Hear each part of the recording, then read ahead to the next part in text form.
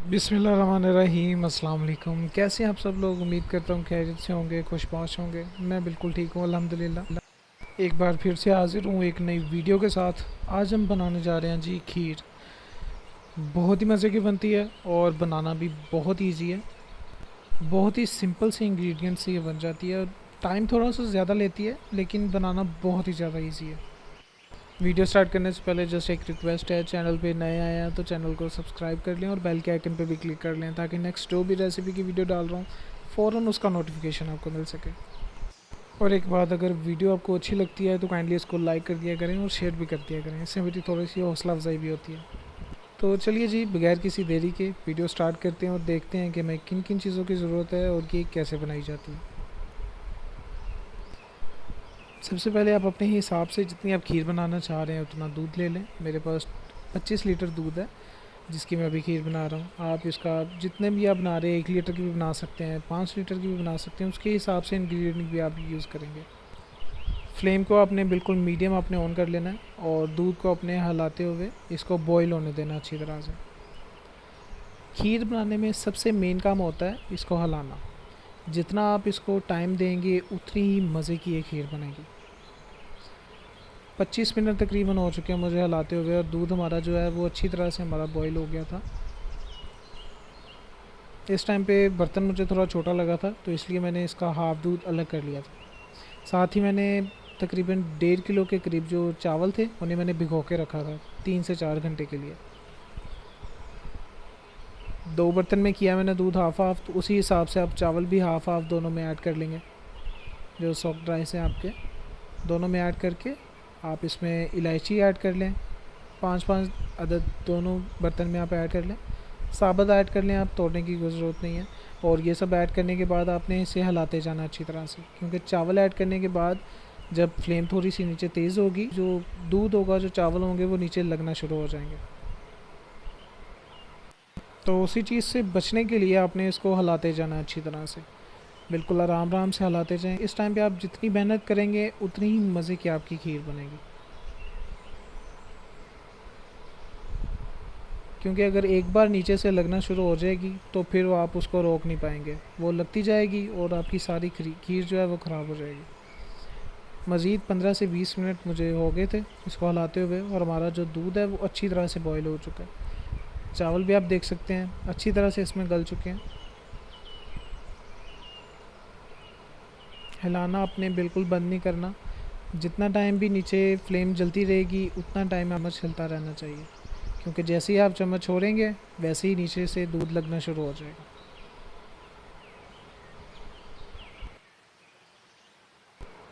दूध को रखे हुए तकरीबन 2 से ढाई घंटे हो चुके हैं और देख सकते हैं कि इसकी जो क्वांटिटी है वो भी कम हो गई है। बॉईल हो के ये दूध आपका बिल्कुल कम होना शुरू हो जाएगा। आपके जो चावल हैं वो अच्छी तरह से इसमें मिक्स होने चाहिए। देख सकते हैं साइडों पे वो लगना शुरू भी हो गया, इसलिए आप इसे जितना अच्छा हिलाएंगे उतनी ही अच्छी आपकी खीर बनेगी। पहले जो हमने 2 बर्तन में अलग अलग कर लिया था दूध, वो मैंने तो अब एक बर्तन में कर लिया, क्योंकि ये अब दूध जो बॉयल होके वो थोड़ा कम हो गया था तो इसलिए इस बर्तन में पूरा आ गया दूध। तो वो दोनों को एक बर्तन में करके अब अच्छी तरह से इसे हम हिलाते हिलाते पकाते रहेंगे।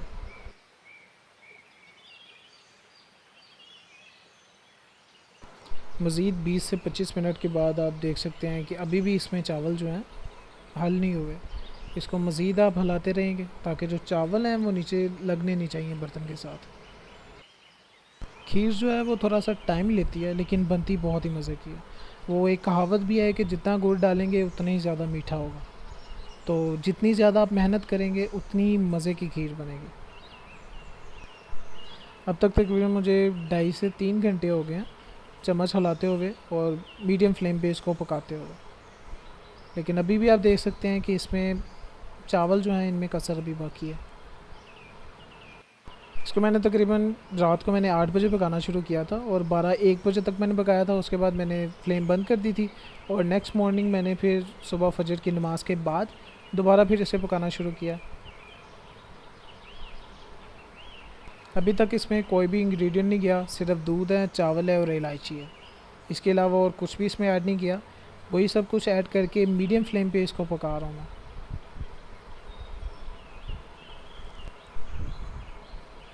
जितनी देर फ्लेम चलेगी उतनी देर ही आपका चम्मच भी चलना चाहिए।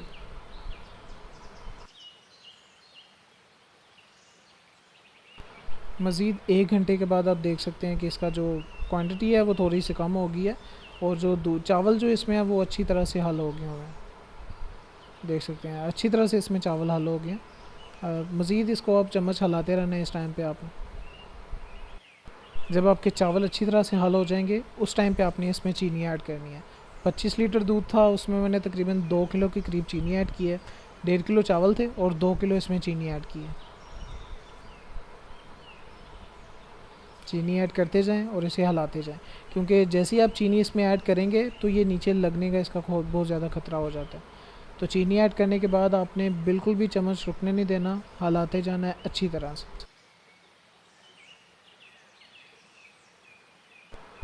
चीनी ऐड करने के बाद आप तकरीबन 20 से 25 मिनट जब इसे पकाएंगे, दैन आप देखेंगे कि जो खीर का कलर होता है वो इस टाइम पे निकलेगा, जो हल्का सा येलो कलर होता है खीर का, वो आप देख सकते हैं। और अल्हम्दुलिल्लाह इसकी जो खुशबू आ रही है वो बहुत ही मज़े की आ रही है। मज़ीद हिलाते जाना है आपने ताकि जो नीचे बिल्कुल भी लगे नहीं। इस टाइम पे आप इसमें ड्राई फ्रूट्स जो भी आप अपनी मर्ज़ी के ऐड कर सकते हैं। मैं बादाम, खोपरा, गिरी और मेवे ऐड कर रहा हूँ।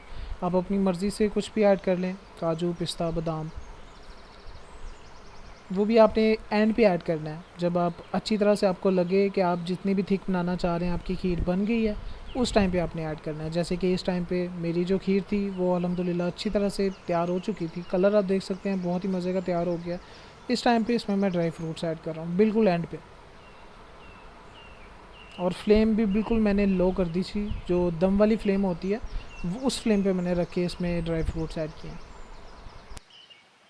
लीजिए जी, ड्राई फ्रूट्स ऐड करने के बाद आपकी जो खीर है वो अल्हम्दुलिल्लाह तैयार हो चुकी है। एक चीज़ में मैंने डाली थी वनीला एसेंस, जो कि मैंने वीडियो में ऐड करना मैं भूल गया था। आप वो ऑप्शनल है, अगर नहीं डालना चाह रहे तो आप मत डालें, वो सिर्फ़ एक खुशबू के लिए होता है। 3 से 4 ड्रॉप इसमें ऐड करेंगे और बहुत ही मज़े की इसकी खुशबू आएगी। लीजिए जी, हमारी खीर तैयार हो चुकी है। टाइम लिया है इसने, तकरीबन पूरी रात ही लेगी है ये खीर, लेकिन बनी अल्हम्दुलिल्लाह बहुत ही मज़े की है। मुझे ज़रूर बताइएगा कि कैसी बनी है। अगर अच्छी बनी है तो लाइक कर दीजिएगा और शेयर भी कर दीजिएगा। और अगर चैनल पे नए आए हैं तो चैनल को सब्सक्राइब कर लें और बेल के आइकन पे भी क्लिक कर लें, ताकि नेक्स्ट जो भी रेसिपी की वीडियो डाल रहा हूँ फ़ौरन उसका नोटिफिकेशन आपको मिल सके। मिलते हैं जी अब नेक्स्ट वीडियो में। तब तक के लिए अपना बहुत ज़्यादा ख्याल रखिएगा, मुझे भी अपनी दुआ में याद रखिएगा। अल्लाह ताला आपको ढेर सारी खुशियाँ दे और आपको हर बुराई से दूर रखे। मुझे दीजिए इजाज़त। अल्लाह हाफ़िज़।